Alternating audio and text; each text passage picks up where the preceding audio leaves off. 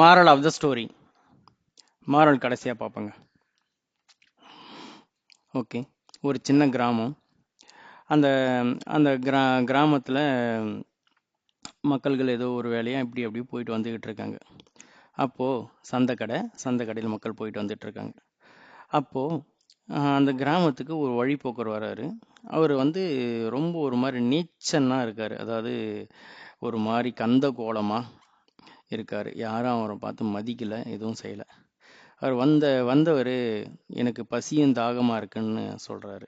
அந்த சந்தை கடையில் இருக்கிறவங்கள பார்த்து எல்லாரும் அவரை பார்த்து விலைக்கு ஓடுறாங்க. ஒரு சில பேர் அவரை துரத்தி விடுறாங்க. போ போ போன்னு துரத்தி விடுறாங்க.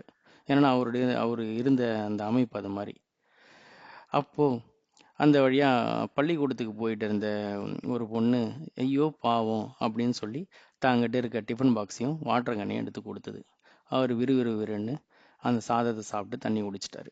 தண்ணி குடிச்சிட்டு, ஓகேம்மா, என்னை எல்லாரும் விரட்டினாங்க, நீ மட்டும்தான் எனக்கு என்னை மதித்து எனக்கு உபசரிச்ச, அதனால் நான் உனக்கு ஒரு வரம் கொடுக்குறேன், இங்கே வா அப்படின்னு சொல்லிட்டு ஒரு மந்திரத்தை சொல்கிறாரு. இந்த மந்திரத்தை ஒரே ஒரு முறை நீ பயன்படுத்தலாம். இந்த மந்திரத்தை சொல்லி நீ எந்த பொருளை தொடரையோ அந்த பொருள் தங்கமாக ஆகும் அப்படின்னு சொல்லிட்டு அவர் போயிட்டார். ஓகே, சந்தை கடலில் விஷயம் ஊர் ஃபுல்லாக தெரியுது. அவங்க அப்பா அம்மாவுக்கும் தெரியுது. உடனே என்ன பண்ணுறாங்க, அவங்க அப்பா அம்மா கூப்பிட்டு வந்து இந்த பொருள் தொடாமல் இந்த பொருள் தொடாமன்றாங்க. அந்த பொண்ணு ஒரு முடிவு பண்ணிகிட்டு இருக்கா ஆல்ரெடி. அதை கடைசியாக பார்ப்போம். வேலைக்கு ஆகலை. விஷயம் அரசனுக்கே தெரியுது. அரசன் நீ நம்ம ஊர் செல்வ செழிப்பாகணும், நீ என்ன பண்ணு, இந்த இந்த ஒரு இரும்பு குவியில் இருக்கல, இதை தொடு, இதை நீ தொட்டன்னா தங்கமாயிடும், நம்ம மக்கள்லாம் செழிப்பாக இருப்பாங்கன்னு அரசன் கூட பார்கெயின் பண்ணுறாரு. ஓகே, நம்ம நாடு செழிக்கல வா அப்படின்றாரு. இந்த பொண்ணு எதுக்கும் அசைஞ்சு கொடுக்கல.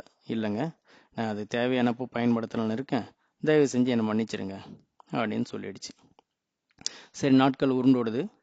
ஜனங்க நான் மறந்தே போயிட்டாங்க. இந்த பொண்ணுக்கு இப்படி ஒரு வரம் இருக்குதுன்றதே மறந்து போயிட்டாங்க. சரிங்களா? அப்போது ஒரு விஷயம் நடக்குது. ஊரில் திருவிழா நடக்குது.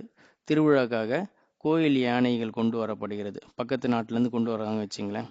அப்படி கொண்டு வரும்போது ஒரு யானைக்கு திடுதுப்புன்னு மதம் பிடிக்குது. அது மிகப்பெரிய யானை வேற. திடுதுப்புன்னு மதம் பிடிக்குது. கட்டுக்கடங்காமல் திருவிழா கூட்டத்தில் கட்டுக்கடங்காமல் ஓட ஆரம்பிக்குது. ஆல்ரெடி ஒரு 2 பேரும் மிதித்து கொன்னுடுச்சு.